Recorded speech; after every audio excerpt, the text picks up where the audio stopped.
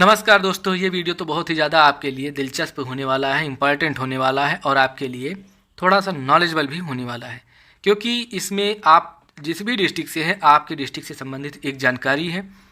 तो अगर आप चाहते हैं कि आप जानना चाहते हैं कि आपके डिस्ट्रिक्ट में कौन सा ऐसा चीज़ है जो आपके डिस्ट्रिक्ट को यूनिक बनाता है पूरे उत्तर प्रदेश में, तो आप बने रहिए इस वीडियो में, अपने डिस्ट्रिक्ट का इंतज़ार कीजिए।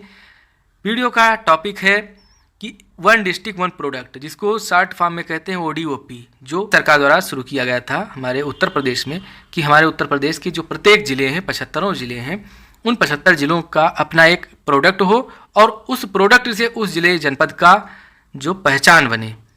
तो उसी के तहत हर ज़िले से एक प्रोडक्ट को एक मान्यता दी गई है कि इस ज़िले में इसी प्रोडक्ट की ज़्यादातर प्रचुरता है और उस प्रचुरता को ही माध्यम बनाते हुए ये किया गया है कि आपके डिस्ट्रिक्ट में यही चीज़ उत्पादित होती है और इसी से पहचान आपके डिस्ट्रिक्ट की है। तो चलिए देखते हैं कि आपके डिस्ट्रिक्ट की पहचान किस उत्पाद से है। तो यहाँ पे हमने लिख दिया है जनपद और चिन्हित उत्पाद, मतलब किस उत्पाद को चिन्हित किया गया है आपके जनपद के लिए। देखते हैं। तो अमरोहा में ODOP के तहत वाद्य यंत्र कौन आता है? ढोलक। ढोलक को ODOP के तहत शामिल किया गया, मतलब कि अमरोहा में जो ढोलक बनते हैं वो यूनिक होते हैं, ठीक, और सबसे ज़्यादा अमरोहा में ही बनते हैं। अगला है अमेठी। अमेठी में क्या ODOP के तहत आता है? मूंज उत्पाद।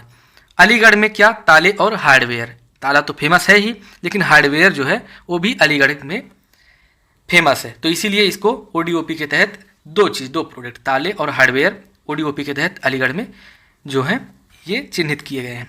अंबेडकर नगर में, तो अंबेडकर नगर में वस्त्र उत्पाद। आगरा में चमड़े के उत्पाद।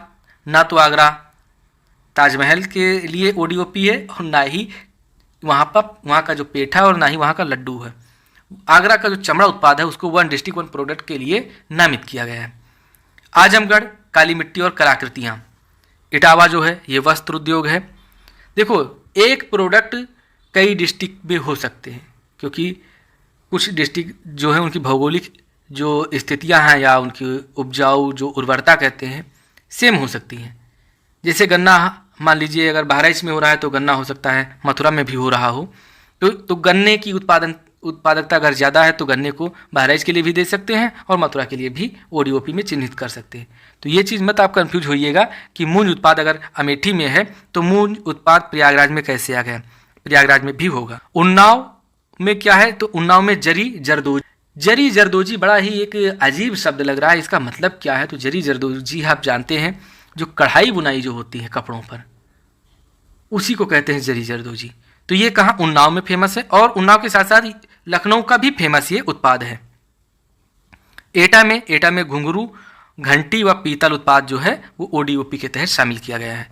औरैया में दुग्ध प्रसंस्करण और खास करके देसी घी जो है वो ODOP के तहत शामिल किया गया है। बस्ती में काष्ठ शिल्प, मतलब लकड़ी की कारीगरी जो है वो बस्ती में ODOP के तहत शामिल किया गया है। बहराइच, यहाँ पे गेहूं डंठल से हस्तशिल्प, बेना वगैरह ये सब जो बनाए जाते हैं, कढ़ाई की चीज़ें बनाई जाती हैं, सजावट वाली चीज़ें, गेहूं का डंठल जो होता है उससे बनाई जाती हैं और वो उसको ODOP के तहत शामिल किया गया है हमारे बहराइच में। बागपत में घरेलू सजावटी सामान बागपत के लिए है।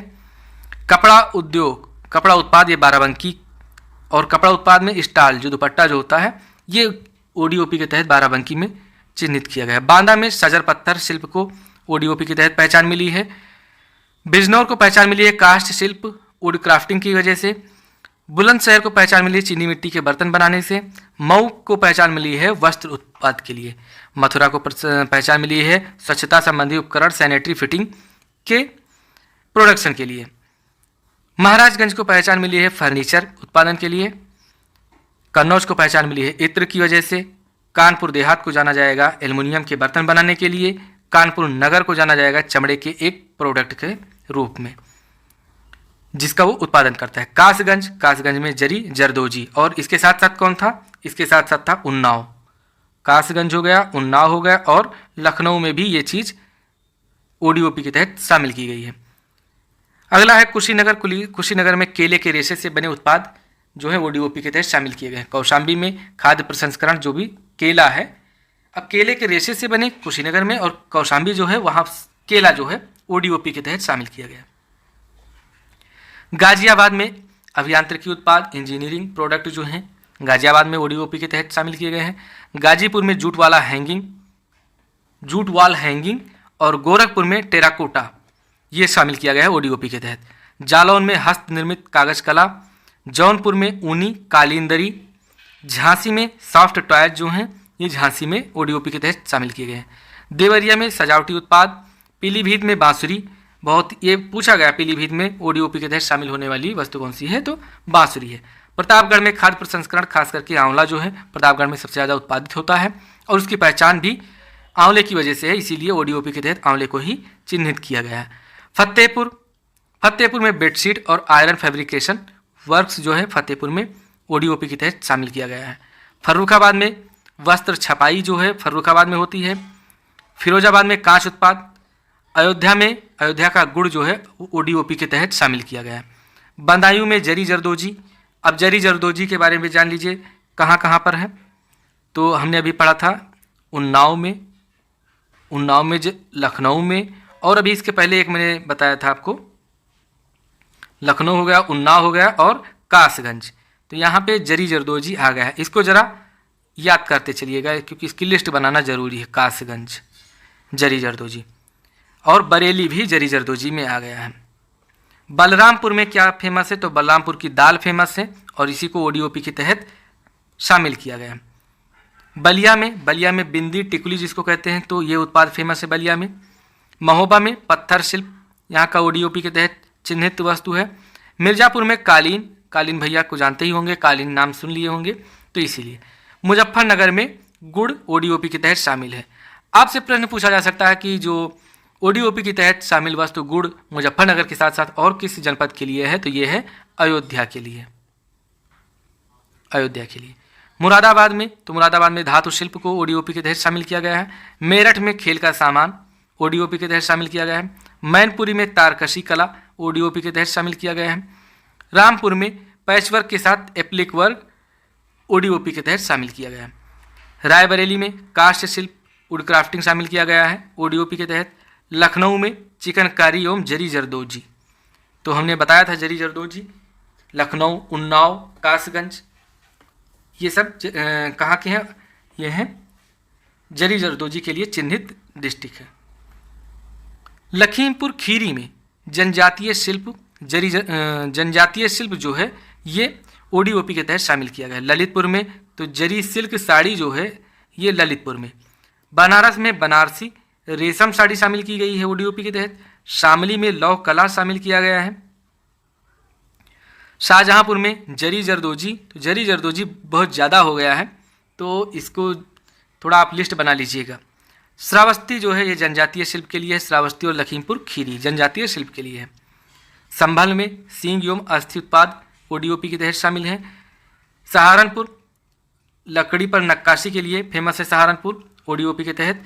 सिद्धार्थनगर में खाद्य प्रसंस्करण के तहत काला नमक चावल जो है इसको हाल ही में जीआई टैग मिला और ओडीओपी के तहत ये शामिल किया गया। सीतापुर की दरी फेमस है और इसको ओडीओपी के तहत चिन्हित किया गया है। सुल्तानपुर का मूंज उत्पाद फेमस है और ये प्रयागराज का भी फेमस है, तो इसको ओडीओपी के तहत शामिल किया गया है। सोनभद्र में कालीन, तो कालीन सोनभद्र और मिर्ज़ापुर दोनों में ओडीओपी के तहत शामिल वस्तु है, मिर्ज़ापुर में भी शामिल है। संत कबीरनगर में पीतल के बर्तन, संत कबीरनगर में ओडीओपी के तहत शामिल वस्तु है। भदोही में कालीन, तो कालीन 3 जगह हो गया, भदोही, मिर्ज़ापुर और सोनभद्र, तीनों की भौगोलिक लोकेशन जो है वो एक ही है, इसीलिए वहाँ पे ये उत्पाद जो है कालीन तीनों जगह बराबर है। हमीरपुर के जूते जो हैं ओडीओपी के तहत शामिल किए गए हैं। हाथरस की हींग जो है वो ओडीओपी के तहत शामिल की गई है। हापुड़ में घरेलू सजावटी सामान, होम फर्निशिंग हापुड़ में शामिल ओडीओपी के तहत शामिल है। गोंडा में दाल खाद्य प्रसंस्करण के तहत दाल है और गोंडा के साथ साथ कहाँ पर है ये बलरामपुर में भी ओडीओपी के तहत शामिल है दाल। गौतम बुद्ध नगर में सिले सिलाए वस्त्र ओडीओपी के तहत शामिल किए गए हैं। चित्रकूट में लकड़ी के खिलौने शामिल किए गए हैं। चंदौली में जरी जरदोजी, तो जरी जरदोजी ज़्यादा डिस्ट्रिक्ट से हैं, ये चीज़ आप ध्यान दीजिएगा। और लास्ट हरदोई में हथकरघा को शामिल किया गया है ओडीओपी के तहत। तो आप इसमें अपने डिस्ट्रिक्ट को देखिएगा कि आपके डिस्ट्रिक्ट में कौन कौन सा जो है प्रोडक्ट शामिल है ओडीओपी के तहत। ठीक है दोस्तों, तो ये हमारे 75 डिस्ट्रिक्ट हो गए और 75 डिस्ट्रिक्ट के साथ ODOP कितने हो गए 75। इतना ही मान के आप चलिएगा। तो मिलते हैं आपसे अगले वीडियो में, तब तक के लिए नमस्कार, जय हिंद।